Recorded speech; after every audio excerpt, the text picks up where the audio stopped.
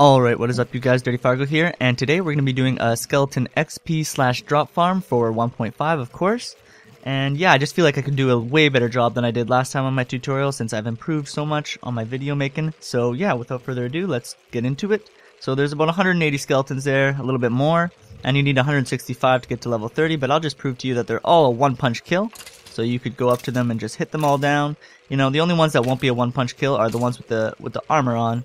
And we'll show you how to deal with those after. But yeah, anyways, let's show you it in action here.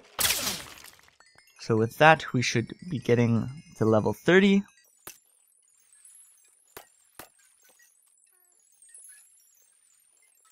Alright, so looks like I overdid it a little bit there. Oh, look at all this loot. But yeah, let's go ahead and turn it off just for the moment. So we have an on-off switch right here, and so down means off, up means on, and then we have the switch between drop farm and XP farm. So right now, as you can see, it's in XP farming mode, but if I go ahead and switch it to, wait a second, just let me kill this, make sure you kill all the guys before switching it, because if not, that will happen. But yeah. Now it's in drop farm mode, so now when they fall down, they should just automatically, their drops should get harvested, just like that. And let's turn it back on, just so we get more spawns. And yeah, there's just some hoppers down there, and that with that you can do that however you want, but I've got them all hooked up to a chest here. But there's lots of good tutorials on how to set up some hopper storage systems, but yeah. But yeah, I think that's really all I have to say about this. You know, obviously these pistons retract these blocks right here, and then that makes them fall a little bit further, and then they automatically die. And yeah, actually, I'll say one more thing. The mobs with the golden armor and stuff like that, they will survive even this drop. You can't really regulate that. There's no way to like only get the skeletons down, that I know of. There's no way to only get the skeletons down to a one-shot kill, and do the same for the ones with armor on. So what you can do is, when there's one with armor that falls down here, I've tested it, and they basically can't shoot you unless you really try to make them shoot you from down there. They can if you really try, but you're pretty safe when they're down there. And then you can just get your looting 3 sword out. This is what I like saving them anyways, because if you hit them with the looting 3 sword, you have a way better chance of getting that sweet armor that they have on, you know. So you know, that's how I got this thing right here, which is awesome. That's just an awesome drop to get from a regular mob. So yeah. Alright you guys, so we got a perfect example of when the mobs are wearing armor and they don't die. So yeah, as you can see, they can shoot you if you go right up to here, you know. They can't shoot you from back here. You know, you're pretty safe all around. Unless you like go right up there and tempt them. Even here, it's like at some spots it's hard for him to hit, right? But like here, he can hit me. It's pretty safe though, unless you go like right up there. So yeah, you shouldn't have to worry about these guys here. But yeah, you can just hit them with the looting sword, and then hopefully you get some of the items. I don't know if I did. I don't think so. But looting just gives you a better chance at getting those sweet armors. So definitely is worth keeping them and hitting them with that sword. Alright you guys, so I forgot to mention that this farm will definitely work on zombie spawners as well. They will be a 2-punch kill though, instead of a 1-punch kill, but if you're using healing potions, which most people do when it comes to these farms, it won't matter. You know, they will all die, which is the important thing. So now let's go over the materials that you need. So this is just rough, but this is what you'll need for the base farm. So if you have just these items, you'll be able to make the XP farm, no problem. This is what you'll need for the on-off system, which I'll be doing after the base farm tutorial. And this is what you'll be needing for the option to switch it into a drop farm instead of an XP farm. So, the only things that are rough estimates are hoppers, because the hoppers really depends on how you want to go about your design for the room, and what kind of storage system you want to use for your items. And also slabs, like, you'll need at least 6 slabs, so that's why I put 6 there, but, yeah, stuff like slabs and blocks, it really depends on your preference for how you want the room to look and that kind of thing. So, yeah, this is really all you'll need for the basic farm. And so let's get into building it. Alright, so first, after you've taken over the spawner, you're going to want to figure out where you want your walls and where you want your ceiling and your floor. So if you pull up your F3 screen, then we can look at our F2 wall and our F1 wall, which is right here is F1 and this is F2. And that'll just be the F value in the top left of my screen there, if you can see it. So on your F1 wall and your F2 wall, you need the walls to be 4 blocks away. So 1, 2, 3, and 4. So this is how far this wall is going to be away. And same with this wall. So 1, 2, 3, 4. Alright.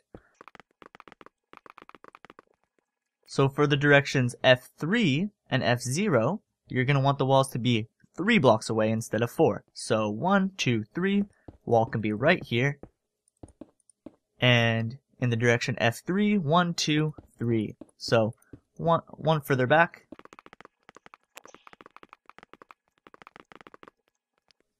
Alright, so now for where we want the ceiling to be. So you're going to want to place 1, then 2 blocks above the spawner, and then on that 3rd block, that's where your ceiling is going to be. And you're going to want to leave those 2 blocks you placed above the spawner because you don't want things spawning on top of the spawner and not falling into your water flow system. So once we've got your ceiling laid out, we can decide where we want our floor. So it's going to be the same type of thing. So we're going to want to go 1 and then 2 blocks below the spawner, just to maximize the spawning space so we get the most amount of spawns possible. And then you just bring your floor down to there.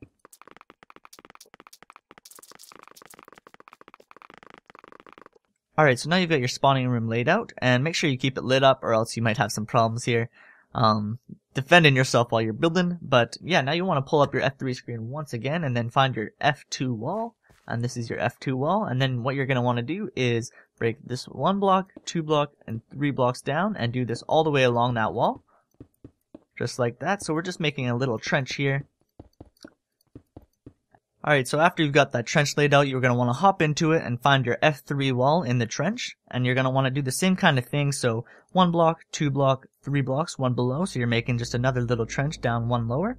And yeah, and then you're going to want to do just 2 blocks after that. And then another 2 blocks after that. And so it's going to be a 3 block long trench. And it's going to be 2 high right here and 3 high right here. Alright, so once we've done that, we can start to place our signs. So one sign is going to go right here, right on the end of your trench, right at the bottom there, and then upwards and diagonally to the left, just like so. And then that's where your elevator is going to start. So the next thing you're going to want to do is just knock out this 1 block right here. That's it. And then you're going to knock out a bunch of blocks above you. So this is going to be where your mob elevator is going to start. And we're at the Y30 right now, and you want to bring this mob elevator up 23 blocks. So we're going to go up to Y53. So what you basically do is you place a sign every 2nd block, just like that, and then water will go every other block. So water right here, and then water above that, then water above that, and then another sign. And you just keep going until you get to the desired height level, which for us is 53, but wherever you are, it may depend. You want to go 23 blocks up. So just add 23 to the Y level that you're standing on at the bottom.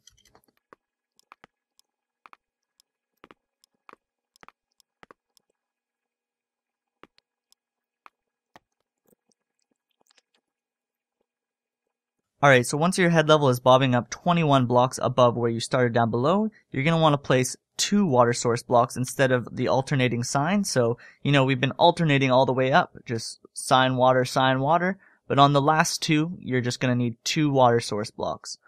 And then, you're going to want to dig out the wall in the direction 2 on the level that we talked about before. So ours is 53, but yours should be 23 blocks above where you were. 23 blocks above, you're going to want to start to make a trench in the direction 2, and you're going to want to bring it 6 blocks out. So 1, 2, 3, 4, 5, 6. And right above those 2 water source blocks that you just placed, place a sign right there, and you're going to want to place signs all the way along until you get to the 5th block, and on the 5th block, you're going to want to put a sign above and to the right, just like that. Alright, so after that, you're going to want to place a vine right here at the end of that long sign chain right there. And then all the way all around the vines, you're going to want to place buttons. So one below it and one to the side. I think you only need 2, even though I said you needed 3 buttons earlier. But this is basically where they're going to be falling down. So the vines kind of reset their fall drop height, and then they fall down 23 blocks. So you're going to want to bring this down 23 blocks. So 1, 2, 3.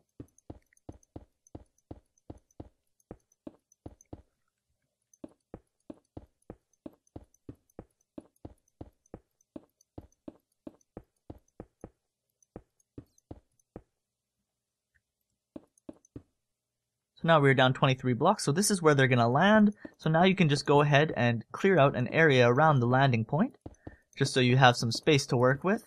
How much space you want to give yourself really depends on preference. I like to give myself quite a bit of space because, I don't know, I get a little claustrophobic if I crap myself in a little room.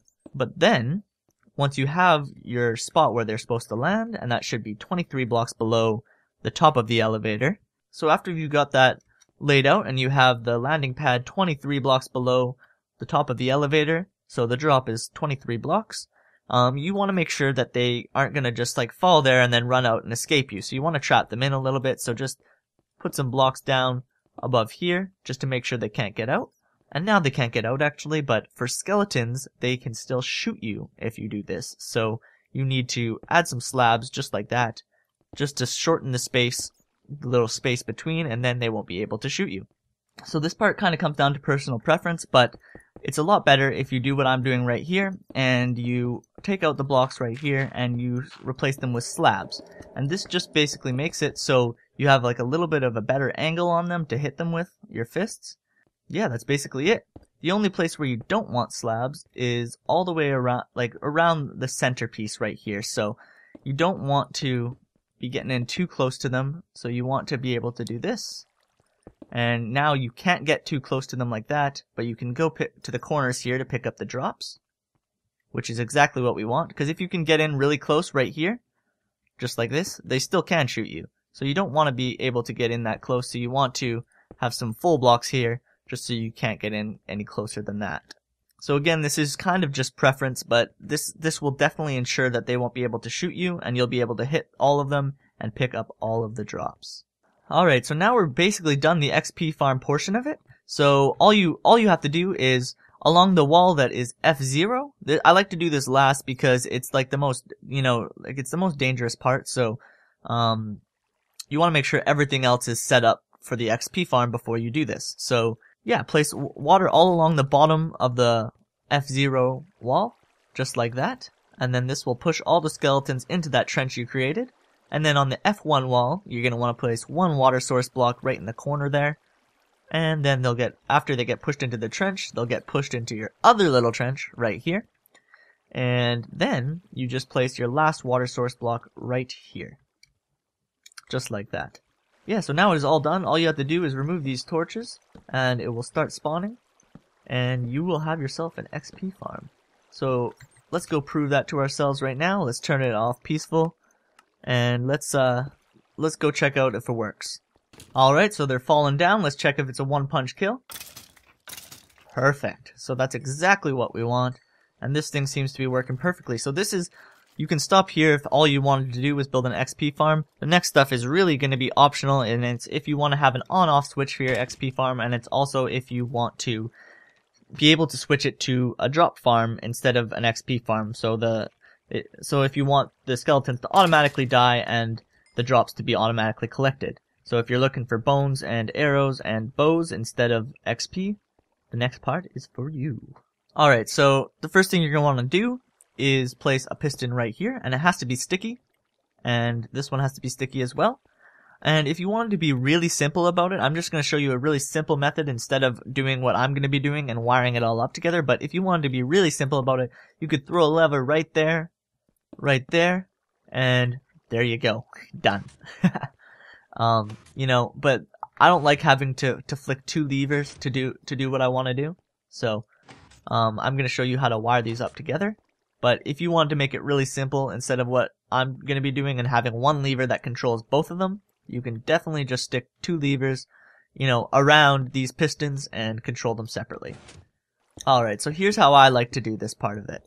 So I put a torch underneath each of these pistons, and I'm just gonna actually do it on one side, and it's basically mimicked on the other side. So yeah, so let's just destroy these blocks just for now, just so we can get under here and wire it all up. So we're gonna need one more torch, and then go down one further actually, and a third torch, just like that. And so then we want to connect these two paths together. So once we have this torch stacked on these torch stacks on each side, just like that, we can connect both areas together just like that. And again, this is going to be preference, but it's basically depending on where you want your lever, but I'm just going to show you where I'm going to put mine. So after connecting these two torch streams together, I'm just going to bring it in the direction F1 and go 1, 2, 3, 4, 5 blocks, and then go to F0, up 1 block, up 2 blocks, up 3 blocks, and then go to F3, up 1 block, and then turn to F2, and then go up 1. Then I'm going to go up 1 more in the direction F2. And then now we can see where we are. So we've got it all lined up here, so we can just place our lever here. But like I said, this is all depends where you want to have this lever. So, you know, wherever you want the lever, that's where you want to lead the redstone to. But I was just showing you how I was connecting both of the lines of redstone. So now it's all working, you know. So now you want to decide where you want them to land.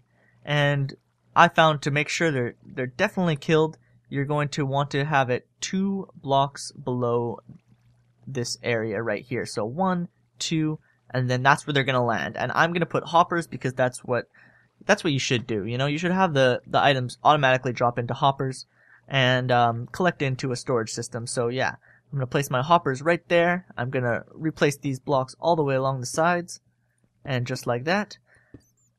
So once you've replaced all the blocks, you should have like a working system. So now you can switch it between drop farm mode and XP farm mode. So I'm not going to go into detail about explaining the whole hopper storage system, because there's a whole another set of tutorials for that.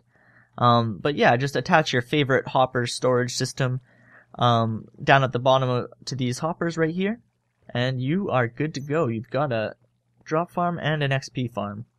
Alright, so the next step is to clear an area above your spawner. So the dirt blocks I've just outlined here marks the outline of the roof. So these are the corners, you know, right here.